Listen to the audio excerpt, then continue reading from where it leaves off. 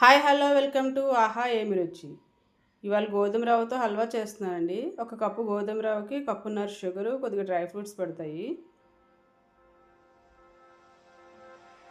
ముందుగా stove on చేసుకొని గీ వేడి చేసుకోవాలి. 3 టేబుల్ స్పూన్స్ గీ అయితే సరిపోతుందండి. డ్రై ఫ్రూట్స్ వేసుకొని బాగా గోల్డ్ కలర్ వచ్చేదాకా వేయించుకోవాలి.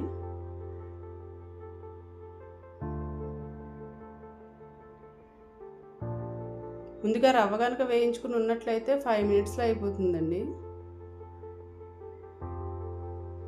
సింపుల్గా టేస్టీగా ఉండే గోధుమ రవ్వ హల్వా ఎవరైనా ఈజీగా చేసేయచ్చు. చూడండి, డ్రై ఫ్రూట్స్ వేగిపోతున్నాయి కదా, అవి తీసేసుకోవాలి ఒక కప్లోకి. అందులోనే కప్పు గోధుమ రవ్వ వేసి బాగా దోరగా గోల్డ్ కలర్ రావాలండి, బాగా వేయించుకోవాలి.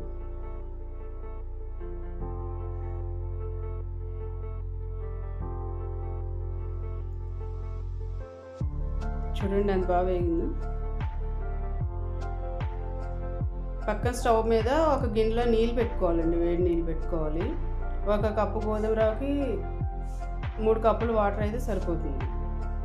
అవి బాగా మరిగాక ఆ వాటర్ ఇందులో పోసుకొని మనం కలిపితే టేస్ట్ బాగా వస్తుంది అన్నమాట. అంటే ఇలా గింజలాగా తెలుస్తుంది, నూక కింద కనిపిస్తుంది. అదే చల్లటి నీళ్ళు పోసామనుకోండి, అసలు దాన్ని టేస్టే మారిపోతుంది. ఎప్పుడైనా సరే హల్వా చేసినప్పుడు హాట్ వాటర్ వేసుకుంటే బాగుంటుంది. ఒక కప్పు నూకి 4 కప్స్ వాటర్ అయితే సరిపోతుంది. అలా మరిగి నీళ్ళు వేస్తే బాగుంటుంది, అసలు నీట్గా వచ్చింది చూడండి. అది బాగా దగ్గరికి అయ్యాక అప్పుడు షుగర్ వేసేసుకోవాలి.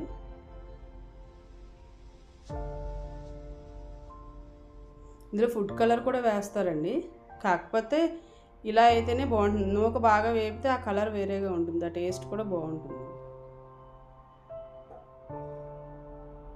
కప్పున్నర షుగర్ వేసుకుని అలా దగ్గరికి అలాగ సిమ్లో పెట్టి అలా ఉడకపెట్టాలండి, కానీ కలుపుతూనే ఉండాలి.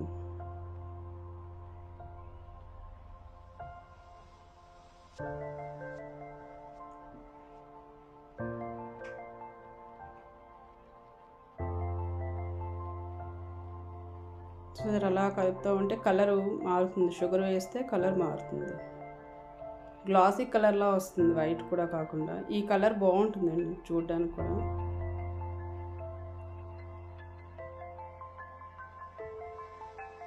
ఇలా దగ్గరికి అయిపోయాక 2 టేబుల్ స్పూన్స్ గీ వేసుకుంటే టేస్ట్ బాగుంటుంది.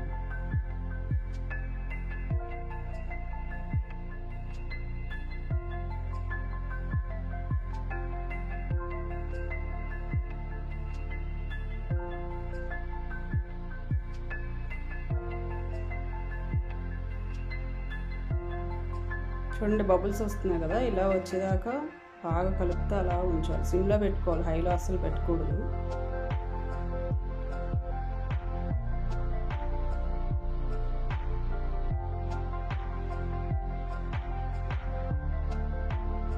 ఇప్పుడు 2 టేబుల్ స్పూన్స్ గీ వేస్తే అడుగు పట్టకుండా నీట్గా టేస్ట్ బాగుంటుంది.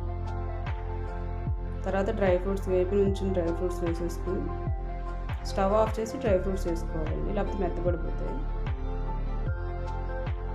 అంతే అండి, ఎంతో టేస్టీగా ఉండే కరాచీ నూక హల్వా అంటారు, బొంబాయి రవ్వ హల్వా అంటారు, ప్రసాదం అంటారు, ఏదైనా సరే చాలా బాగుంటుంది.